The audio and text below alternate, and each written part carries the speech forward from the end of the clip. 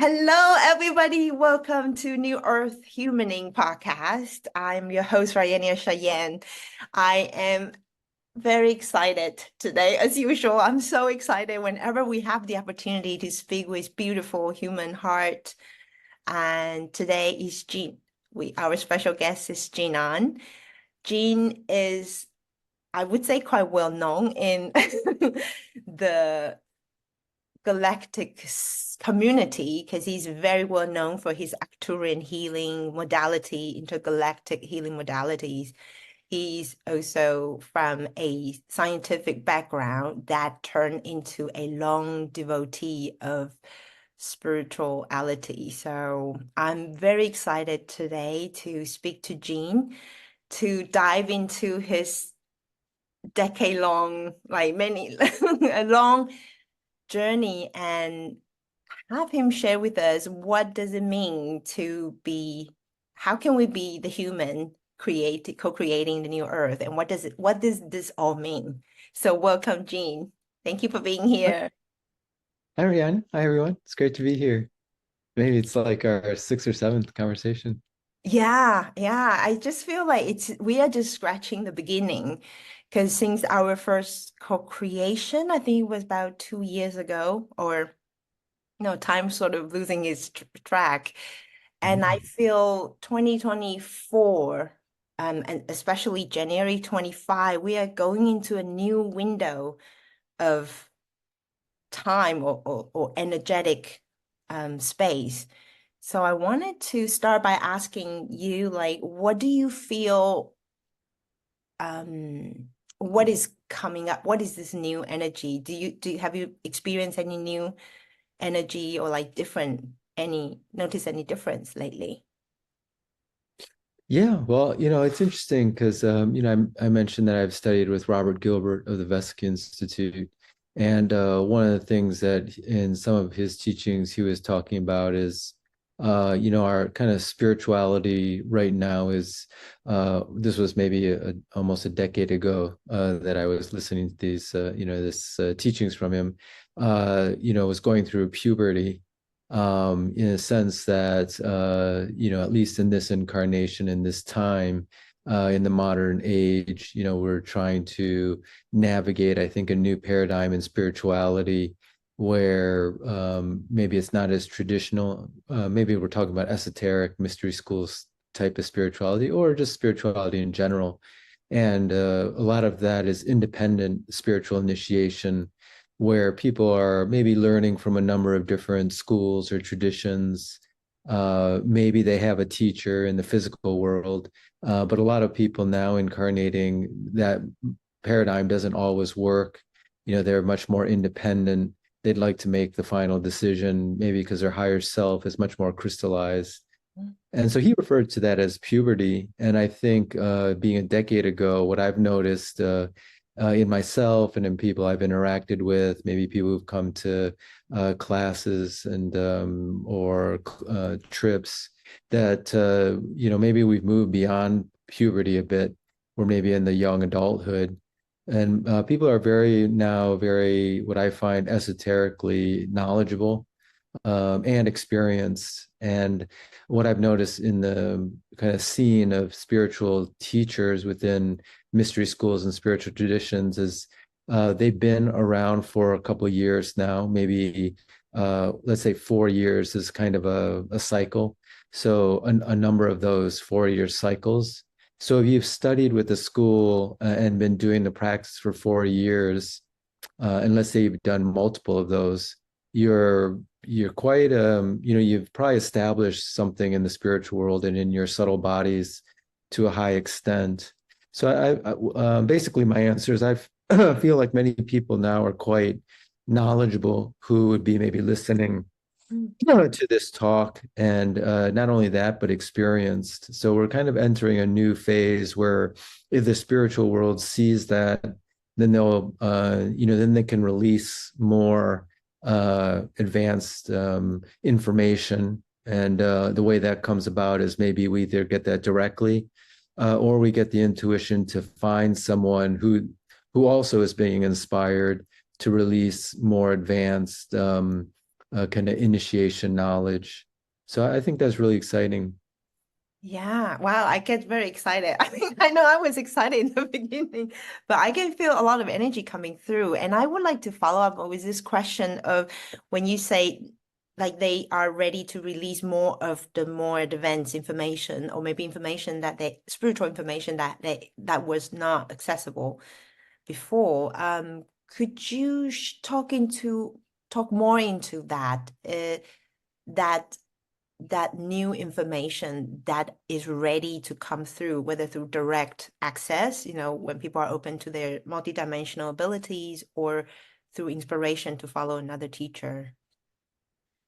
Yeah, yeah. The example that comes to mind was Rudolf Steiner, who kind of following along the studying with Robert Gilbert. He actually is this, I don't know if you call a student, but follows the independent Rosicrucian path, particularly of Rudolf Steiner.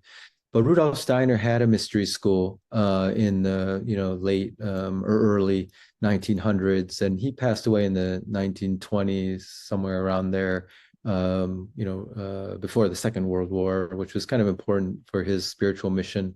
But back to the mystery school. So, mystery schools, just to explain maybe the framework that I'm saying here, is that it's sort of the divine through a number of spiritual beings and initiates who are both in the inner and outer world. So some are incarnated, some are in the spiritual world, who kind of have a certain path. So Rudolf Steiner would connect to their particular spiritual beings, and then bring through the information. And because his life might have been cut short early, and also the war, I mean, this was World War II. And this key factor was he was able to bring through the third key factor, I'll explain in a second, to your answer to your question. He was able to bring through a certain amount of information through these higher beings. And because of those three factors, the war, maybe his life being ending earlier than maybe what could have been possible. But the third factor was I guess the students or the participants of the school only did the practices to a certain extent. So that's why I was saying, like, maybe if they had done more of the practices or had been able to do more, then the spiritual beings would have released more. So if you look at that mystery school, at least according to Robert Gilbert's understanding, you get certain esoteric practices for the head center, like the upper dantian, the heart center, the middle dantian, so thinking and feeling. But there's, of course, the third important center is the lower chakras, the belly center. And you don't find many practices because now those lectures have been released both in German and English and other languages as the esoteric school, like lessons. If people are interested in that, you can kind of Google that. I know it was available on Amazon a couple years ago, but you don't find the belly practices like sexual center, root center, maybe one or two interspersed. And that was because the higher beings couldn't release that because the school hadn't practiced enough up to there to what was released. So one thing is if you study, which is a good idea if people were interested or guided, if you study those practices and do those practices, you'd probably have to complement that with another school that does the lower chakra practices, maybe a Taoist school, for example. But that was kind of, for me, that was an interesting revelation, just like what you had tuned into and kind of an initial answer to your question is that, spiritual beings are very dynamic, and spiritual schools that are linked up to spiritual beings, it's not a set like curriculum. It depends a lot on this two-way street between the initiates who are practicing, maybe their receptiveness, maybe their level of development, and what the spiritual beings and worlds can release so that it's appropriate. Yeah, yeah, beautiful. I'm getting so many tinglings right now. Um, I because what I have been observing in myself and many people, like you were sharing, is that I feel like we are opening up to so many parallel lifetime, the gifts from parallel lifetimes as well, right? So we come as a human, and so we are sort of initiating our maybe accessibilities to the lifetime, the skills as a shaman in the, in deep in the mountains, or open up to this, I don't know, maybe as a whale, aquatic life, animal, like being in under the water or Lemurian. It's almost like there is such a richness of the skills and abilities that we are opening up to. So that's more on a personal level. And then what you're talking about is that the spirit is releasing, depending on our consciousness and our practice, open up to release more of the information when we are ready. So it feels so exciting, but it could also feel like disorienting, right? Is that I'm curious about your own experience, because I know you have many, well, I assume you have many lifetime, as monks, as like deep teachers, like in Tibet or different part of the world, and you are also very Arcturian. And I know you also have like different aspect of yourself now coming into your lifelong devotion. So how has it been for you to integrate all this different aspect of yourself while opening up to receive more of the advanced information? Hmm. Yeah, well, I'll just draw from one other tradition, very that we've talked about. We did the trip to Tibet, but there's something called the Terma tradition in mostly in the Nyingma Buddhism, which is called the old school or Red Hat Buddhism, and basically it's that's run by or the kind of one of the main teachers of that is Padmasambhava. And what was interesting is Padmasambhava would hide these teachings or maybe spiritual practices or concepts. Either he would kind of conceal them in the mind of so-called 20 of his disciples, which is supposedly an accurate number. It could also be symbolic, as well as bury them in the sky and also in the earth, for example. And it was because that at the time it wouldn't have been appropriate to release, like there would have been no one who could really receive those teachings actually on the planet or in the vicinity, let's say in Tibet. So those teachings would be kind of like almost like a time capsule in the inner world. So this is kind of another very similar what I was referring to in answer to this question. So then these disciples or regions or people connected, souls connected to Padmasambhava, initiates of that lineage, of course, would reincarnate through time. So maybe 200, 300 years ago. So most people are probably aware of the Tibetan Book of the Dead. And this is actually a terma. So at the time that Padmasambhava kind of wrote or released it, he felt like Tibet wasn't ready for that. It was still very militaristic, maybe in the 800 ADs. So Karma Lingpa was the one who was one of his disciples who incarnated, I forgot the exact time, it was maybe 500 years later, and then kind of found this teaching, I think in Samye Monastery in one of the pillars, and then wrote the Tibetan Book of the Dead. So the author is actually Padmasambhava, but 500 years later, Karma Lingpa actually writes it down. So again, the thing about the Terma tradition is that within that tradition, some termas are still being found now. So there's teachers like now, human teachers in that tradition who are kind of, you could call it inspired or downloading these teachings. And what's interesting, it's very interesting because there's a number of factors that have to come into play. So we always kind of focus on the main person who seems to be doing the most active thing, but there actually has to be the yin side. Like there has to be the appropriate, I guess in this tradition, student or participant who actually shows up. And usually one of them will ask for the teaching. So even though the so-called disciple of Padmasambhava incarnates, and this person is destined to find these teachings in the inner world and so forth, it's not guaranteed that they can manifest it unless the other things come into play, like there has to be someone appropriate to receive it.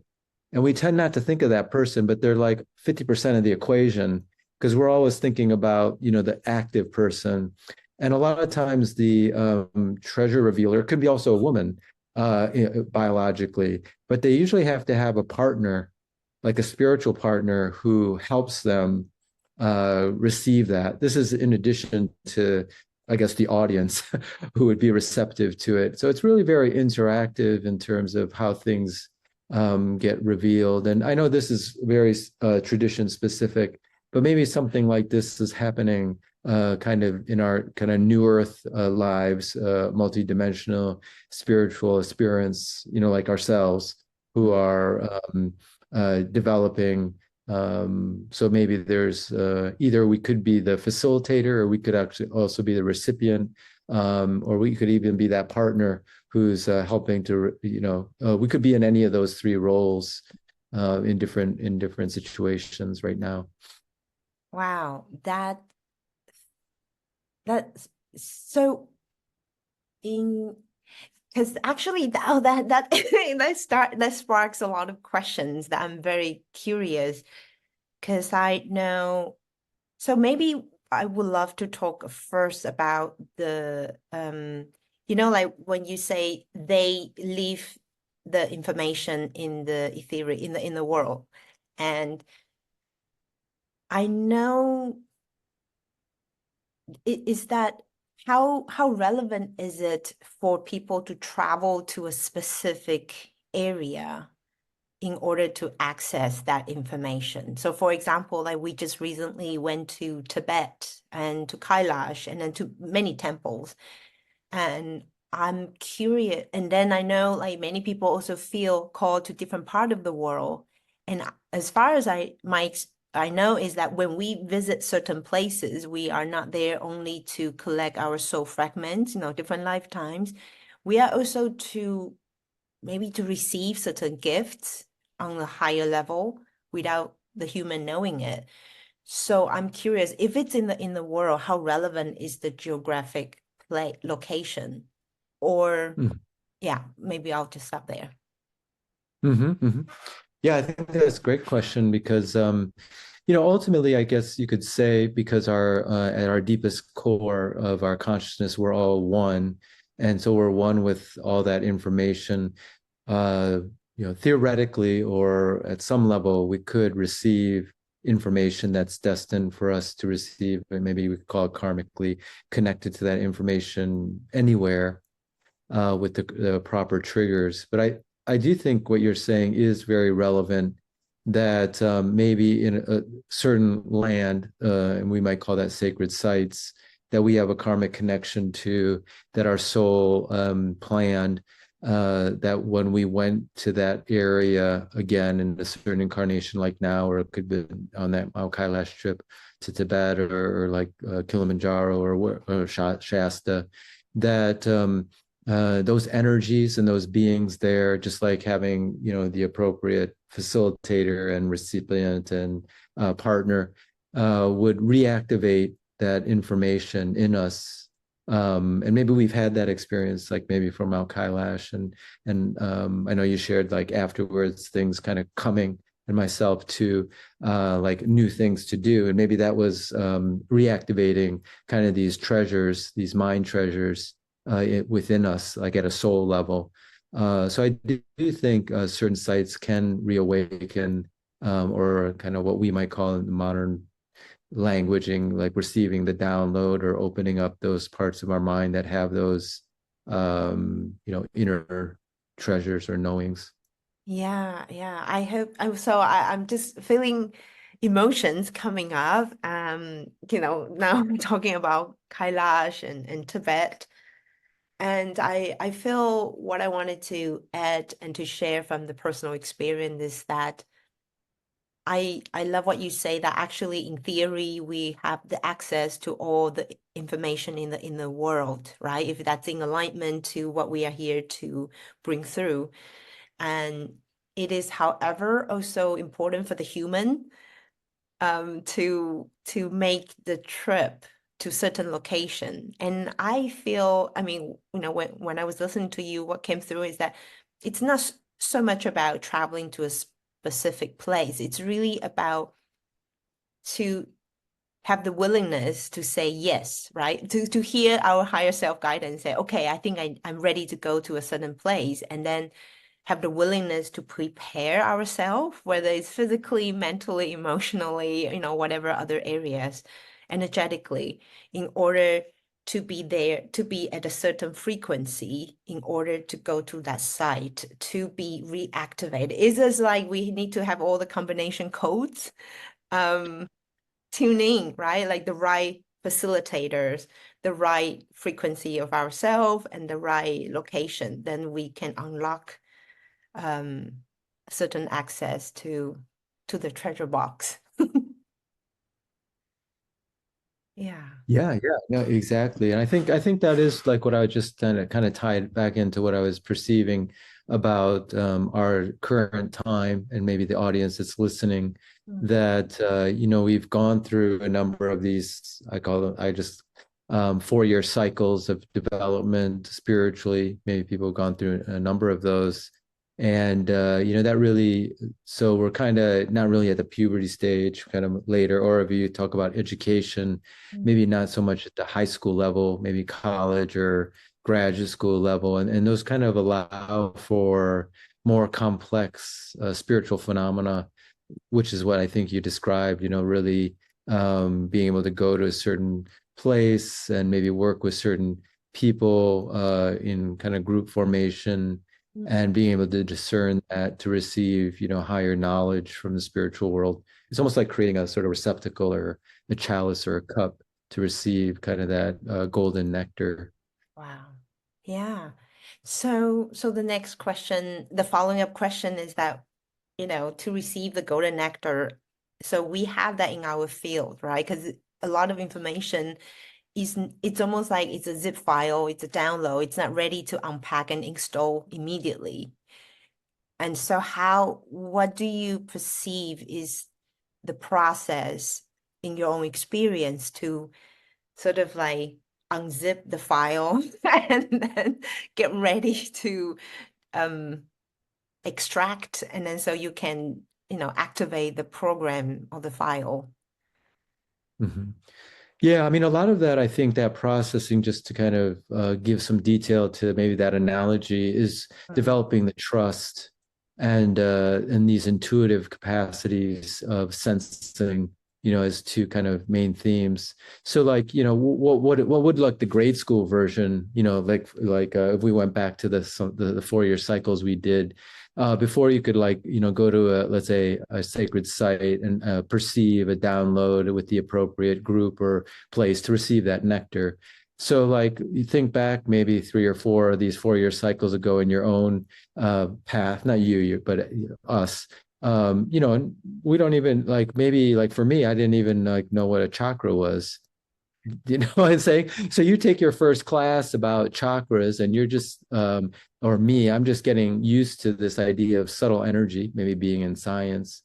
So, if you don't have the idea of chakras, then how would you develop your third eye? Do you know what I'm saying? Like, no, if someone were to talk to you about being able to sense energies with your third eye, but you don't know about what chakras mean. So that's what I mean by, there's this kind of level of, and it's not just the knowledge of what the chakra is, which of course is important, but then really having the experience of your chakras, which may take a couple of years to do, even though maybe we've done that in our past life. So why would that be important? Because by the time you get to the cycle where like you can discern a download, go to the appropriate place and have the trust, because there's nothing on the internet or in the physical world that will guide you there precisely. And so let's say you'd have to be able to perceive, like if you went with a group, that that was the appropriate group. Mm. Because a lot of times, even in the spiritual world, for example, in the beginning, like back in the grade school cycle when we were, or high school, we can maybe you've had this experience. I've had it too. I've had it. You just kind of go because everyone else is going. And there's no, and what Steiner was talking about and Robert Gilbert was talking about with that is that there's no will to actually do that training. You're kind of doing it because like almost like a party atmosphere, kind of like all my friends are going because, okay, I'll go to this training. And for certain level of training in the spiritual schools, you can do that. But you might notice that at certain levels, you can't go to that next training unless you make that decision on yourself, or you put a lot of will effort. Like maybe you have to rearrange your schedule, maybe you have to pay a lot more money, maybe you have to fly halfway around the world, and your friends aren't going. So then, in order for you to get that next level of training, it all has to come from your inner will. So, so in order to kind of maybe receive that download, it can't be because you've got to discern exactly, is this part of my soul path to go like wherever it might be to receive that. So that's just one level, and then I'll just explain one other level. Then you have to trust to be able to see like kind of in the inner world that you're receiving that information. So that may take some time to develop either both the trust in your intuition and also some of these chakras that allow you to sense subtle energies, that this is an appropriate place vibratorily, because there may not be anything in the physical world that points out that this is the right location or the right time. Yeah, I I thank you for sharing that, because I feel because of our conditionings, right, and programs, very often that we are intuitively know, okay, this is the place I want to go. I want to visit this. Now we make choices. We do traveling, we go to courses. And on the human level, the human mind, the logic mind just wonders like, what am I doing all this for? Right. So there's a level of we are being guided because there's a inner desire of us who wants to actually step fully into our soul alignment or our path or our work. But then on the human level, it's not always 100% clear of why we feel drawn to do certain things. And so I feel that probably comes back to what you were saying about trust. And yeah, I guess the question would be, I guess the question would be, I think trust is such an interesting word, because I know you have been on the path since, more than 20 years. And then for some of us, for some of the people that, they're just starting, and then because trusting oneself is actually one of the biggest themes. And, like we are all here to overcome or to dissolve that, that imprint. And so how would you say to people who sort of have the intuition but not fully trust, what is the next step? Or is that the right step? Or is that Yeah, no, it's great, great question. And I think yeah, it is a process, and we're not meant to get it right away. In fact, I think the more stumbles and mistakes we make, so-called apparent mistakes, it kind of is fine tuning. It's like fine tuning like a sensing device. And you're trying to get the sensing device to be very, very precise when it wants to sense something. But this thing is completely like a new device. So the more you give it actually the far ends of the range, then it can map what's kind of on the range. So for example, let's say because now a lot like we talked about training and like learning from maybe various physical teachers or schools. So there's a new school and it comes onto your radar, maybe you get a newsletter or something, and a new class, and it seems very exciting, very new, and then maybe a lot of people are going or maybe not, and then you're not sure one way or the other if this is the right thing. And let's say you show up there and like in the first couple minutes you realize like this was a big mistake. Like you're not that there's anything wrong with the school or the person, but you're just not able to learn anything from that person, even though your best friend is able to, a spiritual friend. That's a great experience, actually, even though you might think, man, I spent all this money to get out here, rent a hotel, a car, pay the tuition, maybe you're out 3,000, 4,000 US dollars or whatever. But you recognize you have marked a certain kind of range of this a spiritual sensor that you know, like, okay, when these signs come up, I know that even if it looks right in the outer world, but all these inner signs are there, then even if it seems perfect for someone, this isn't going to be appropriate. And that marks something on your sensor. Mm. And then when you have some hits, like where was appropriate, this was great, and you remember those inner signs, you kind of get like the other side of the marker of the sensor. So I think in that way you develop your trust in your inner signs and your inner intuition, but that can only come with a lot of those so-called mistakes. So I think the best thing is action. Just to answer your question, just act, even if you're not sure. Give it your best perception and then act. Because if you don't act, you can't get that experience. Yeah. So, Mm. so I think that's been the process, in my experience, to Yeah. developing that trust. Okay. So I actually wanted to bring through it's a personal question, but I feel it's also, it could be relevant to many, is that I keep feeling that there is new information that wants to come through.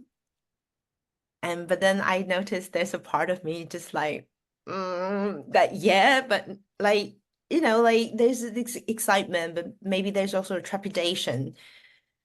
Um, and I know you could, what I could just think, okay, then I'll just let go and just let it flow through. But I don't know how like when we have this feeling of something new is coming through, is about to come through, then what would you suggest, like, to it's almost like, how do I build the channel in the physical, in my life, in order for it to, yeah, to happen? Because I feel that Mm-hmm. I'm holding it right now. I'm as if like I'm holding my breath. Like, Mm-hmm. Mm-hmm. Yeah, no, I know exactly what you're saying. I've had that experience or have that experience. It's like when you're trying to receive something from the spiritual world and maybe bring it through in some concrete form that's in the physical. Maybe it's an offering, maybe it's a new class, maybe it's like this podcast is great. But it's still in the spiritual world. It feels like you're actually, my perception is it feels like you're building something like from a cliff, you're building into the air. Like and you're not sure you're gonna like something's gonna actually be able to catch what you're building, or if you just like fall down into the cliff. So you're kind of building almost out of, it seems like out of nothing. So my sense in that experience is again, it sort of comes back, yeah, back to the answer I was saying before about building the trust with intuition, is to just act, and just kind of take that next step in bringing it out into the world, whatever that might be. Maybe it's an announcement, maybe you're writing it up into your computer, maybe it's holding the class or whatever it might be, or the trip, or going on the trip, or whatever it might be. And then it sort of begins to solidify, and also other people, physical people, other beings will come to match you. mhm. So at the appropriate time, it kind of attracts the appropriate people when you put it out there. So, but if you don't put it out there, then they can't get conscious of it. Mm. Yeah. I To actually meet you there. feel, Uh-huh. yeah, I actually feel like there's um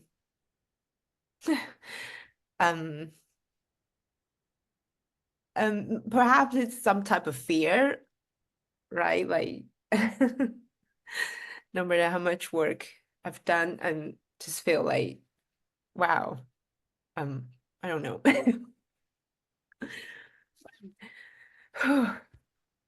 Hmm.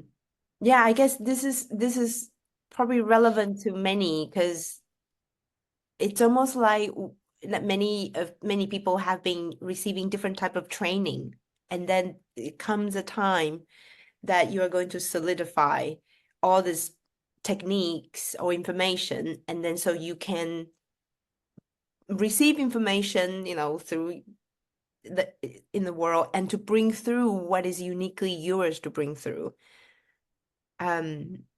And I think that's what I admire you a lot. Like, I've been being part of your community, and I watch you just release, like share a lot of new modalities and courses, um, you know, consistently. And I think I'm just so amazed at how much trust and how it's almost like I feel like you have built a very solid pathways to receive and then to expand and then to share.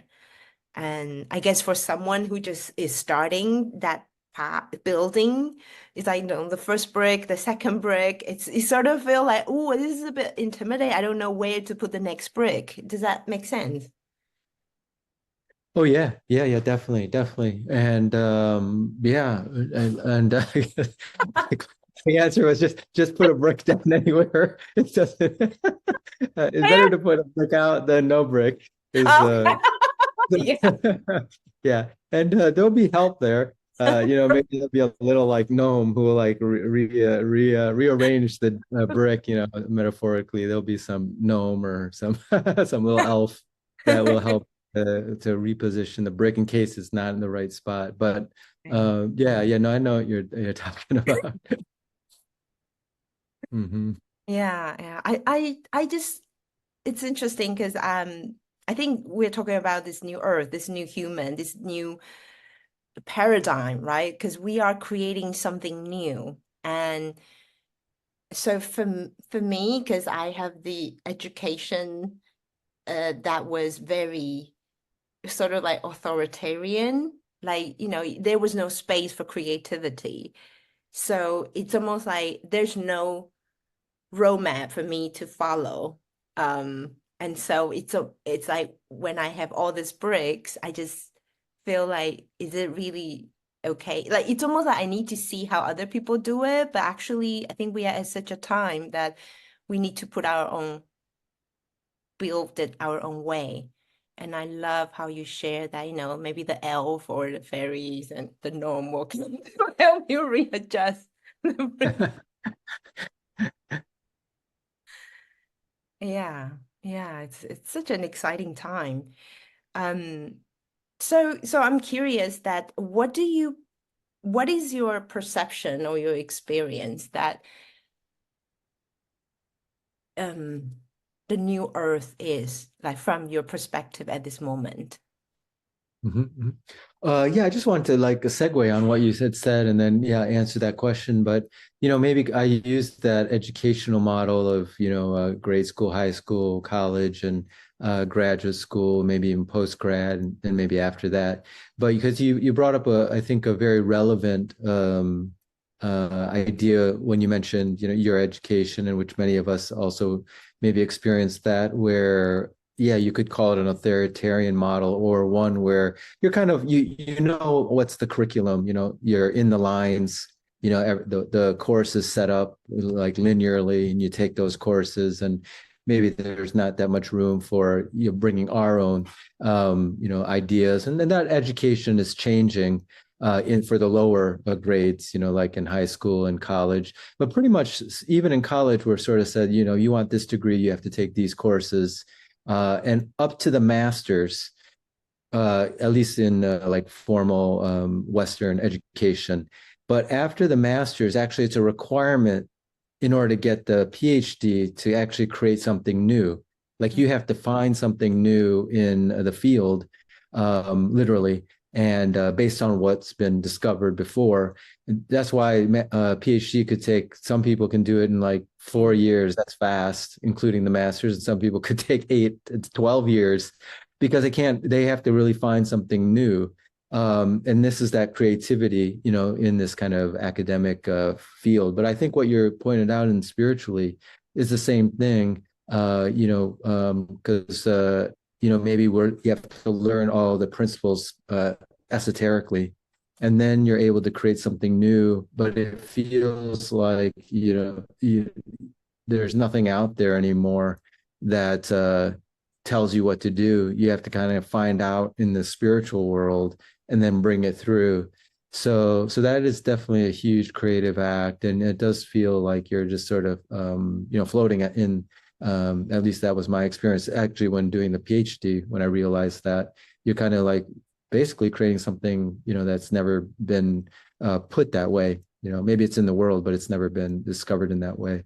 So this is probably the same in the spiritual arena. And I've heard actually certain spiritual teachers like Master Choco Sui said this, that when he wrote Miracles Through Pranic Healing, which was the first pranic healing class, that was basically from his spiritual teachers using this academic model.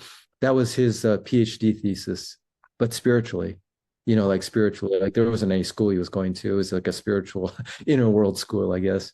So I guess we're all like kind of in a similar vein, in terms of what we're doing, developing. I guess we kind of stay on the path for all these different cycles, longer cycles, which I think a lot of people are, like you're pointing out.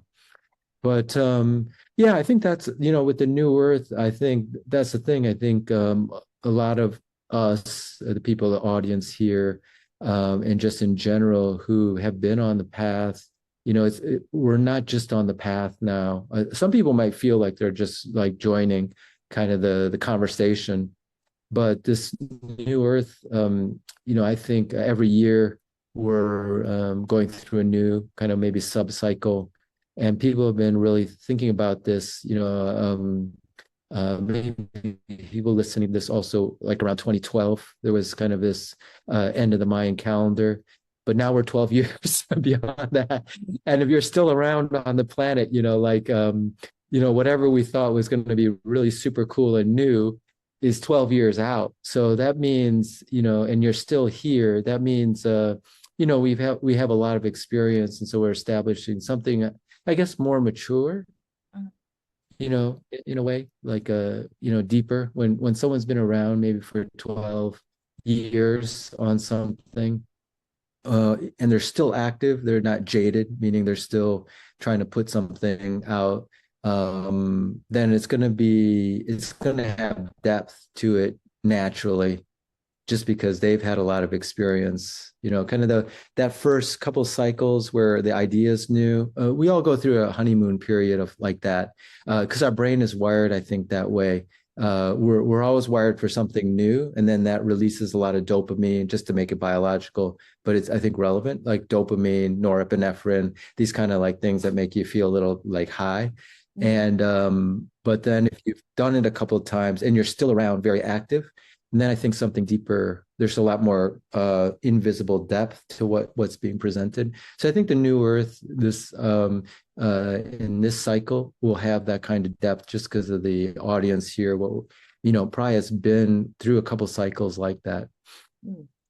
Yeah.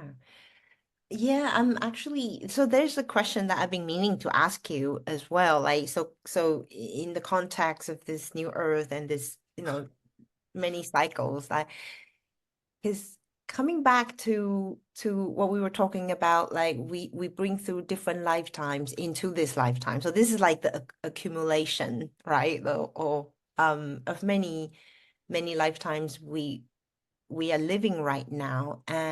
But for this particular life, I'm curious that now you look back from your, more than 20 years, almost maybe even 30 years of the path of the journey.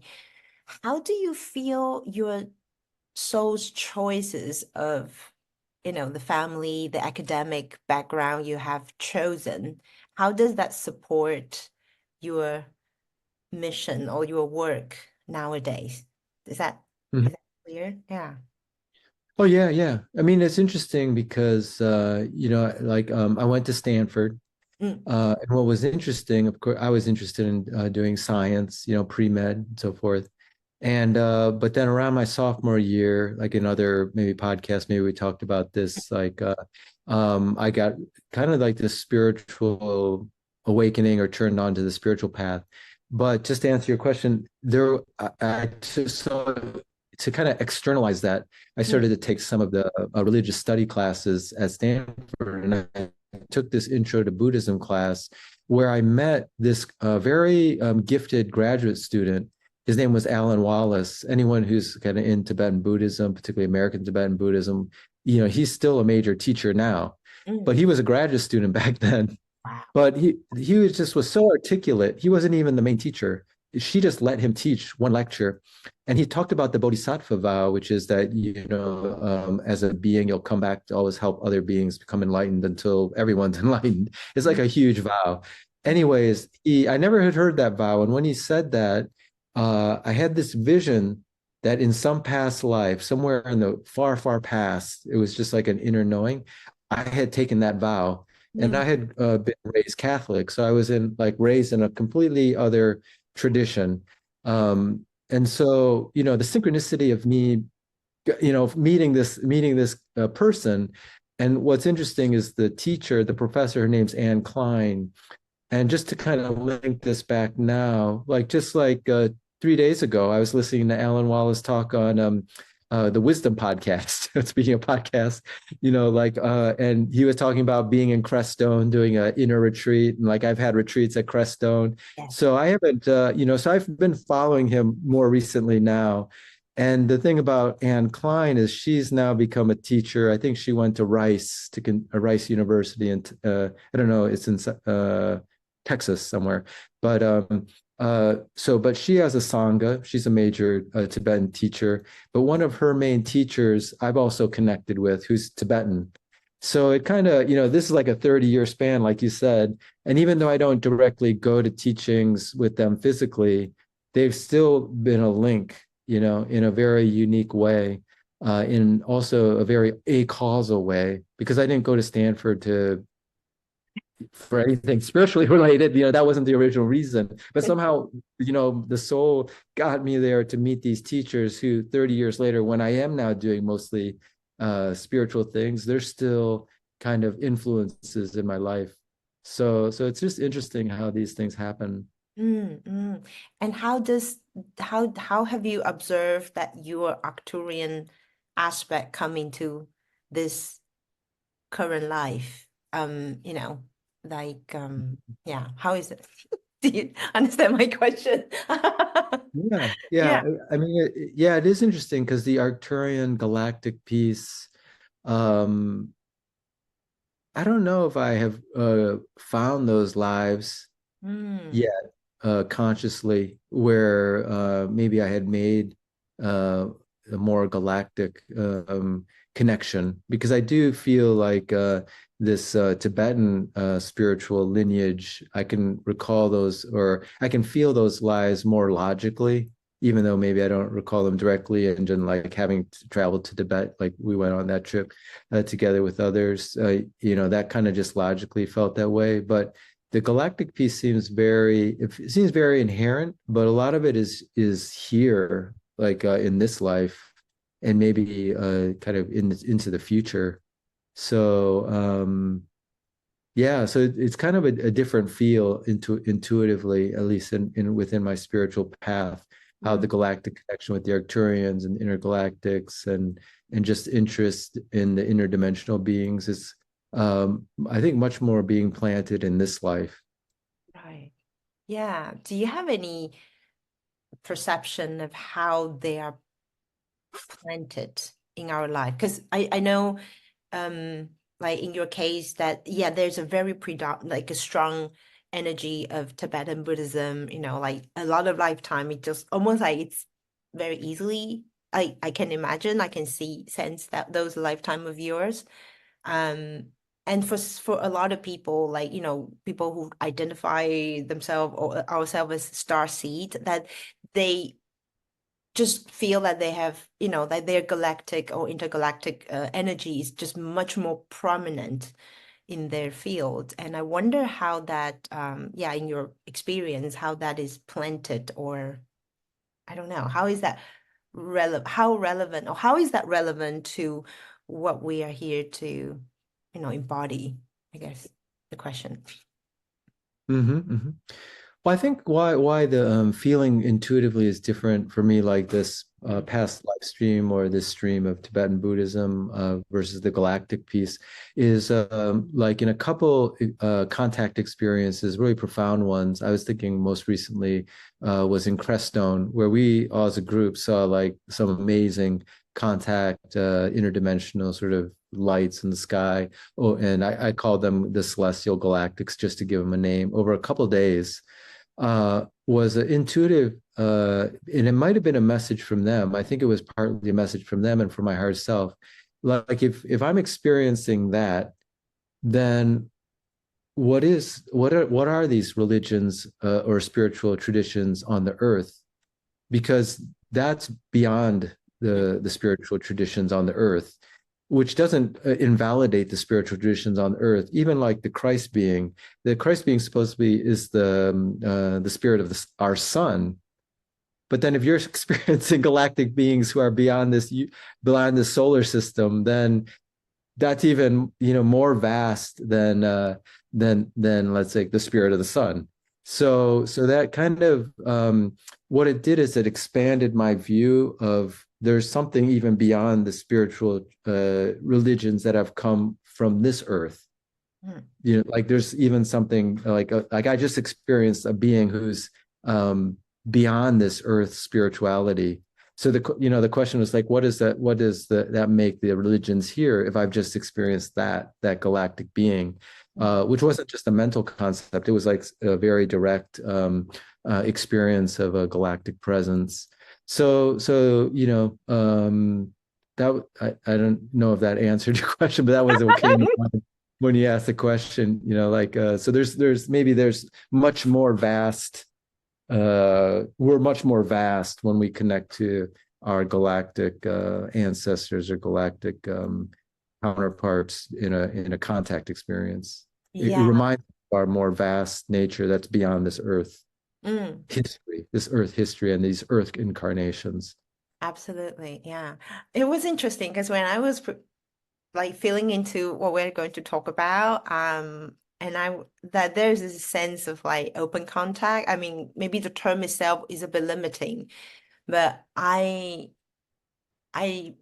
maybe, that's the cue. So as the last part of our conversation that I know a lot of people are, maybe much longer on the path are more open for this contacts, like direct contact with different galactic beings. So I'm curious that when you have that direct contact, of course they are, maybe would you like to share if it's appropriate, it feels appropriate to share your most recent contact with the celestial galactic beings, like how, yeah, how was your experience and what advice would you give people if, people feel that I'm ready to meet or I'm ready to receive this type of experience? Mm-hmm. Yeah, like so that meeting with the Celestial Galactics was in 2023, the Crestone retreat. And then that sort of unpacked since then, not at Crestone, but just here online and mostly in Massachusetts. I held the class and one in New Jersey, but the Celestial Galactics was kind of a modality just starting. It just has one level, but maybe some levels to come.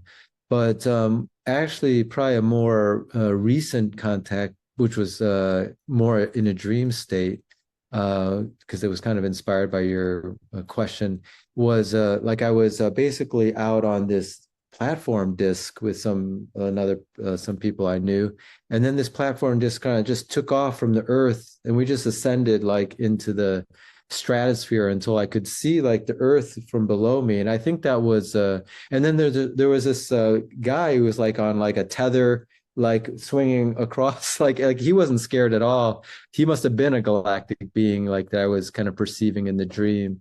And then I was just like holding on for dear life because it would be like just going in an elevator that goes like to the moon or something, and being able to see the earth become small and not try to fall off this platform. So I think I didn't quite understand what that fully meant. I knew the experience, but it's sort of like, again, the galactic beings, when we're ready for contact, one of the besides all the bells and whistles, which are great, seeing, maybe if you get a chance to go to Shasta or one of these sites, or even in your backyard at night, you can see these kind of lights and power ups and so forth. But kind of what it leaves your consciousness is kind of what I was mentioning before, this idea that when you connect to galactic beings and they remind you of your galactic nature, meaning beyond this Earth history, it means beyond Lemuria, beyond Atlantis, because that's all still part of this Earth. Yeah. That you may have existed, or maybe you're concurrently existing in your consciousness, in like a more vast nature. That can be quite shifting. Maybe that is part of this new Earth shift. More people will experientially connect with something beyond Earth history, their soul's Earth history. And that gives you quite a different perspective on life. Even if you're day to day, you don't think of that. Like I don't think about that day to day, but your way of being, or my way of being, is forever different than if you only thought that I have Earth history incarnations. Yeah. Yeah. I guess, yeah, that's so beautiful because I went to Sedona, as I shared with you, beginning of this year. And before I went, it was not much in my awareness of, any topic of open contact, all these disclosures. And because I feel, we are galactic, and of course we are going to meet our family. It's almost like it was not much in my awareness. And when I was there, I actually had a pretty profound experience of connecting. Um, like it's almost like no, remember how to connect with them on a heart level. Um, Mm. and I just feel like, okay, it seems that this is coming into my awareness that this is also what we are, or maybe many of us are here to help open the awareness to how to prepare ourselves frequency wise, maybe mentally as well, emotionally, energetically, to be in the right space or in the appropriate space for this to happen. Because I feel it's happening collectively. And of course, we start, by certain smaller group of people. So, yeah, I don't know. I guess that's a question of like when you were saying that you sort of you have a different way of being in your day-to-day life, and how have been, because I know you have encountered many um contacts, in Mount Shasta, in Crestone, in your dream state, and how does that impact your day-to-day? Like, how does that impact your way of being? Can you share with us that? How does that support it, open you up to? Yeah, yeah. Well, first, I think like this podcast that you've created, like having the interviews and this your consciousness, like will bring codes to people. This is just my intuition, and then it ripens them because they some of it will be what people say and what you say, like what they actually hear. But I think like energetically, there's Mm, something, information coming across that, then at the appropriate time, it kind of opens them up to the experience. And maybe that like they end up in Sedona or somewhere where they, have an outer experience, or it just opens up something like in the dream space or conscious space. So that was kind of my, like the galactic energies I can feel come through this platform here in the talks. And then, yeah, like in terms of the day, one thing this was more from reading, and then people were considered contactees, like books on contactees, just because I had some of those experiences, like you mentioned, is that, and then some who are regressed, with hypnosis, and my sense of the galactic beings is they're also aware that we do have a human life, so they don't try to do something that will completely upend that human life. mm, Like if you had a contact experience, if they were to show up in maybe their full form, and wherever you are in terms of your perception of that kind of reality, that could really upend someone who's not quite ready for that. So Mm, they kind of present themselves or dose themselves out. Maybe, a dream is much more digestible than like an open contact in the physical world, because then that would really, upend their whole conscious framework. mhm, So I think they try to keep things balanced for the person in terms of what information gets downloaded, how much they expose at a time. And then mm, as a person's more and more open, like it took me maybe, just to give a very concrete example, let's say 15, I had to be in the outer world ripe to mm, be able to talk about the Arcturians and present the Arcturian healing method without it upending my physical life. wow. And that includes financial life. So Mhm, let's say it was back as a post grad. mm, I don't think I could be talking about Arcturians because, let's say, my salary mm, depended on Yale University. yeah. And you can't go to Yale and talk about the Arcturians, be on their payroll, say in a molecular biology class. I mean, people would just see the logic of that. Maybe in 10 more years or 20 or 30, or maybe in 100 years. Yeah, or maybe never. Mm, But do you see, like, I had to have been in my life out of Yale, uh, financially independent, and it all seems like, oh, well, that was just your plan. But I'm just saying, like, to be able to publicly start talking about the Arcturians, right. Mm, it's like that all had to be in place. So if I think the Arcturians are aware of mm, that, that's just my sense of how a person is in their outer life, and they don't want to force a person through exposure, through downloads, into a place where it would really they wouldn't be able to integrate and support mm, that experience or exposure, if kind of that fun but very concrete example in my life. mm. Yeah. Yeah, I love that. I think it's really, I think it brings assurance to people who are eager or anxious, or like some couldn't wait for things to happen. And it's also important to hear from you that, okay, everything, like we are being prepared, or we are preparing ourselves, right? However, whatever things we do, whether it's the practice, daily practice, or it's professional work, and when we are ready, it will happen. Because I feel it's a collaboration, right? It's not up to human ego say I want it happen like yesterday, or because sometimes, like you said, we when we were not ready, it's not beneficial for us to step into new, like, certain experience. So wow, so it's really fascinating as well. Like, thank you for sharing this part of your experience. Yeah. That's Yeah. right. Yeah, no, I had never thought about it that way until you presented it in this way. But it did seem like that there was a natural progression, and that it is co-creative. And I think they are aware of what in the long term, keeps everything in balance, keeps Mm. your life in balance. Yeah. Yeah, I think it's almost like trust, and of course it's, trust. This is so where we get to trust that, I feel that we do our part, and then when we are ready, things will, we'll be guided to take certain action for things to happen. Or like you were saying, start to fine tune your instrument, or like in my case, to start putting the bricks down, start building, and then you will start to see something coming to shape at some point, I guess. Yeah. Mm.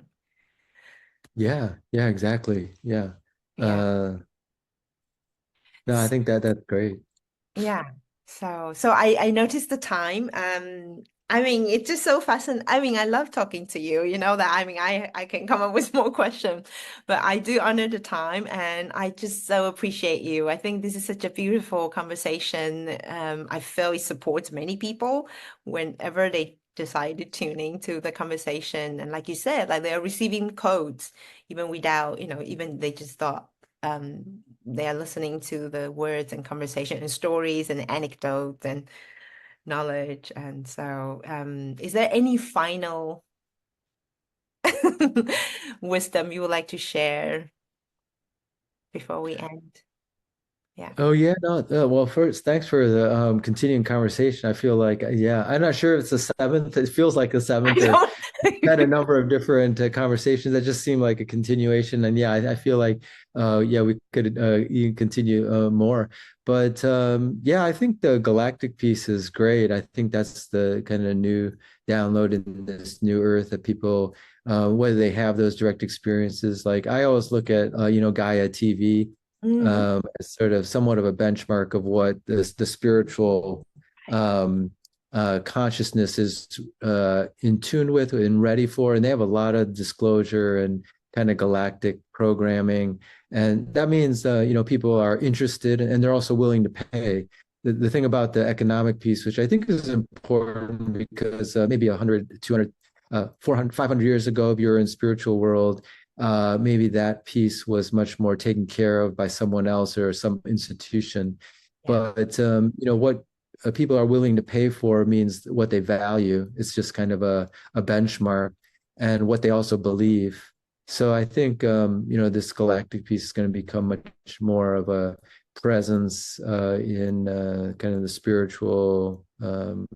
community and in spiritual world. Yeah. Yeah. I think we're ready. I mean, I'm ready. Yay. Yeah, thank you so much, Jean, Oh, thanks. for your devotion, for your all your amazing work you have put out there throughout the week, for so many years, and for all the knowledge and wisdom you brought through to this realm. So thank you. And for the trips. Oh, we'll talk about sacred site next time. Thank you so much, Jean. Thanks. Thanks so much. Thanks, everyone. Thanks, Yeah, Rihanna. This thank is you great. everyone for tuning in. And until next time, enjoying being human.